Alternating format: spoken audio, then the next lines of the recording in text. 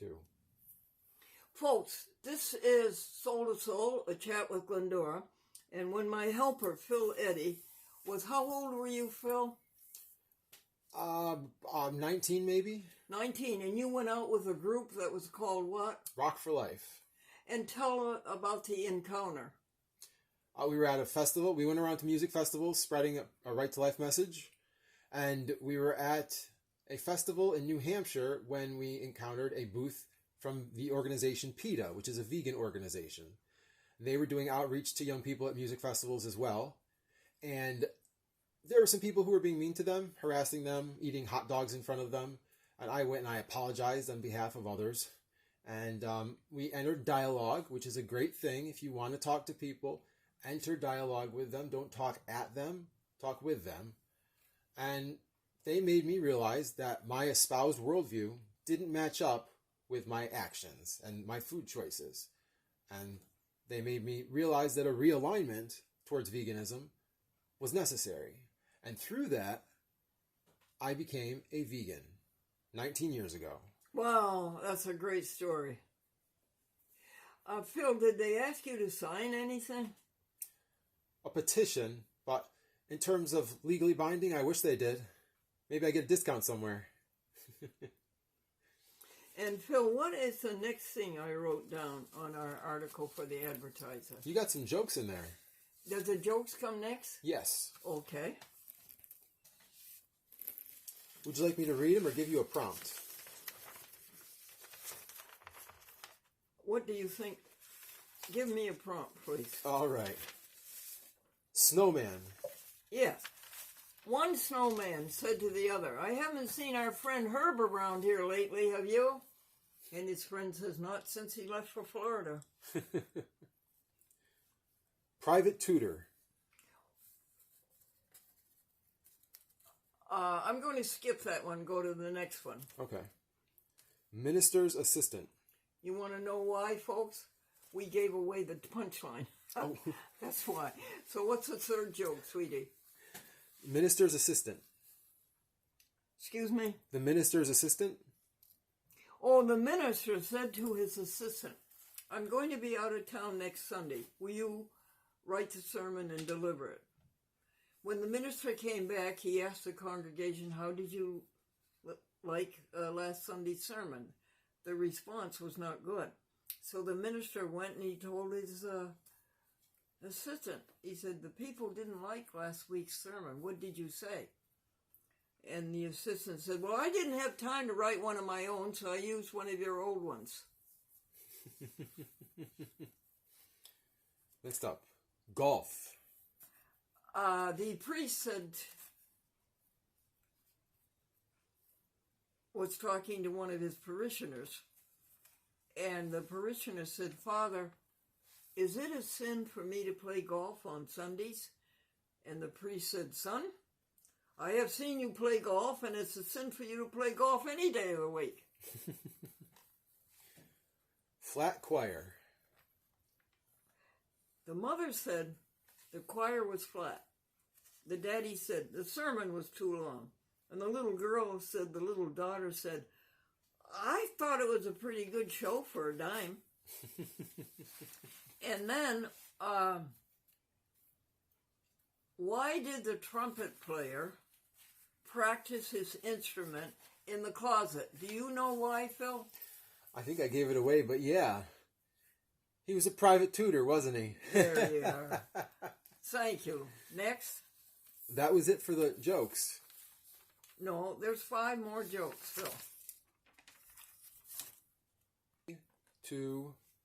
Phil, you have any more jokes? I do now, yeah. Bank robber. The bank robber said to the bank teller, 1 peep out of you in your geography. She said, don't you mean history? And he says, don't change the subject. Money on trees. Son, money does not grow on trees. The son said, then why do banks have branches? Bride white. I didn't hear it, dear. Bride white. Mommy, why does the bride always wear white? And Mommy says, that's the color that we associate with happiness and joy and peace. Mommy, how come the groom always wears black?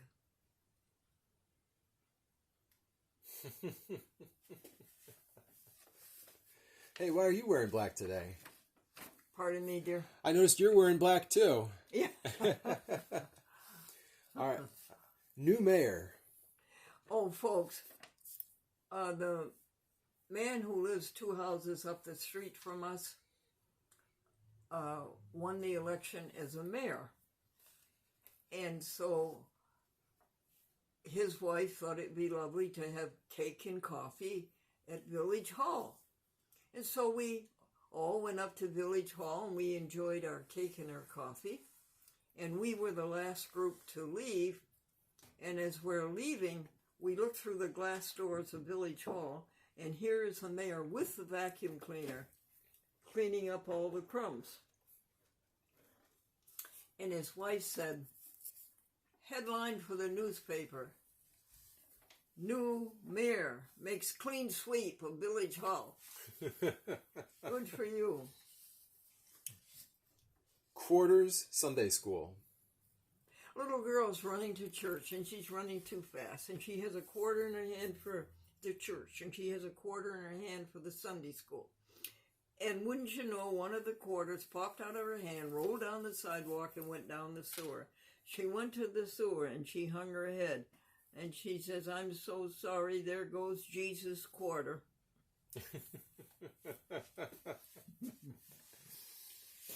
Good job. Excuse me, hon? Good job. That was your 10th. What was it? Your 10th prompt. Again? That was your 10th prompt. You're good. We finished the jokes. Would you like us to move on? No, I'd like to hear the prompt. Oh.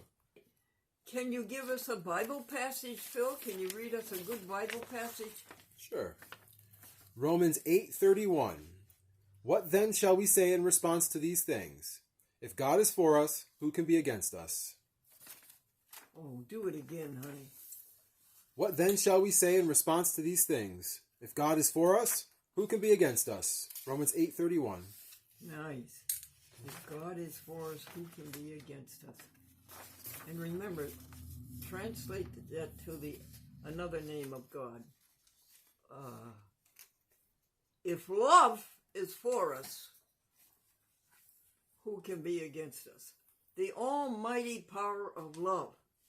If it is for us, who can be against us? Do you have a hymn that I might know? I think we do. Joyful, joyful, we adore thee. Oh, yes, this is Beethoven's Ninth Symphony, the 4th movement. Joyful, joyful, we adore thee, God of glory, God of love. Hearts unfold like flowers before us, opening to the clouds above. Melt the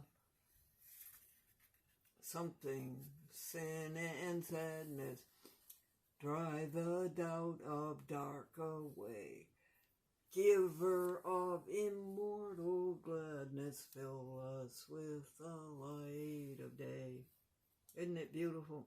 Mm-hmm. Melt the clouds of sin and sadness, drive the dark of doubt away. Giver of immortal gladness, fill us with the light of day.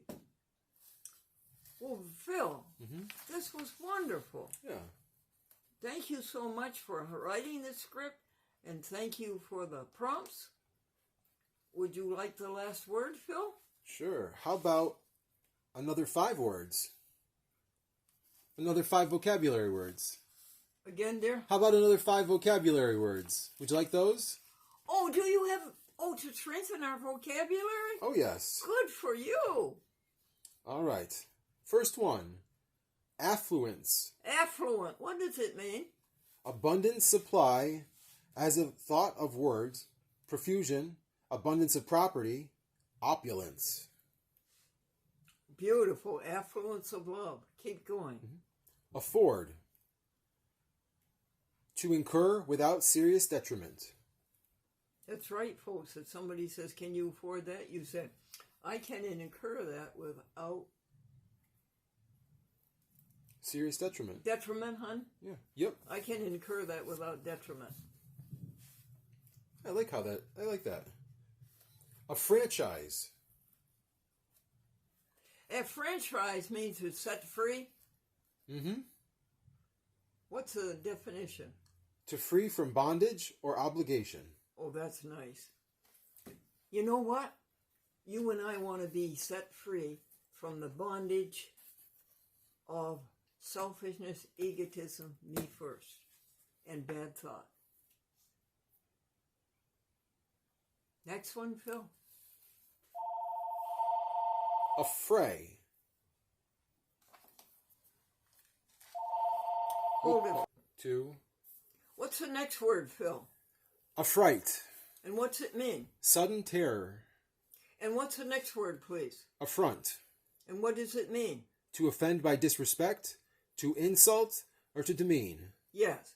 And you can do this with words or without words. Is that all of the words, honey? Correct. Yep, that's our 5 words for today. Well, thank you so much for being with us, No problem. everybody. Now we're going to listen to our program that's on the TV in Pittsfield, Massachusetts, thanks to Wayne Collins. Okay, do not turn it off, please. Okay.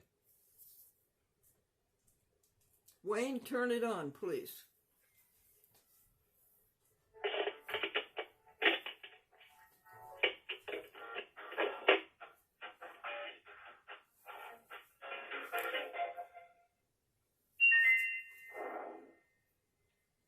Is the camera rolling, dear? Yes. Thanks.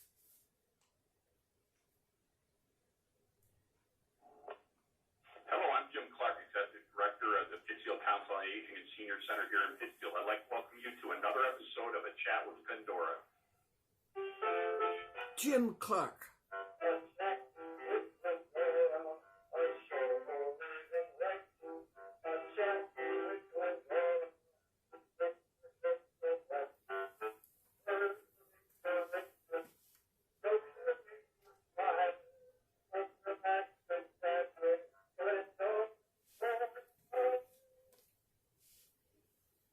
We're here with Glendora Folsom Buell from A Chat with Glendora, and great to see you this morning, Glendora.